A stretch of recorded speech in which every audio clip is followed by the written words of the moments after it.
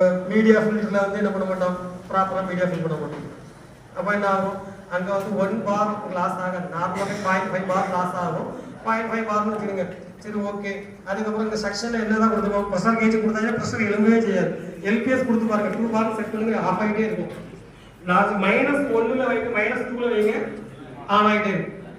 So அப்போ அந்த ப்ரெஷரில் இந்த செக்ஷனே இருக்காது. நீங்கள் சாதாரண பம்பு நீங்கள் வச்சிங்கன்னா, சாதாரண 2 bar அந்த மோனோபிளாக் பம்பு என்னது 20 மீட்டர் ஹெட்ல நீங்க வச்சீங்கன்னு சொல்லியாச்சுன்னா உங்களுக்கு இந்த இடத்துல என்ன இருக்காது, ப்ரெஷரே இருக்காது, ப்ரெஷர் சுத்தமே இருக்காது. ஸோ அதுதான் நமக்கு இந்த பிரச்சனை. அப்போ நம்ம என்ன பண்ணணும், நீங்க கால்குலேஷன் கரெக்டா பண்ணி 4 பார்க்கு நீங்க கொடுத்தீங்கன்னா இந்த இடத்துல என்ன இருக்கும், 2 bar கிடைக்கும்.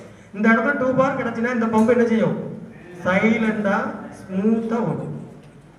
ஏன் செக்ஷன்ல 2 bar கொடுத்தாங்கன்னா டிஸ்க் என்ன செய்யும், லிஃப்ட் ஆகும்.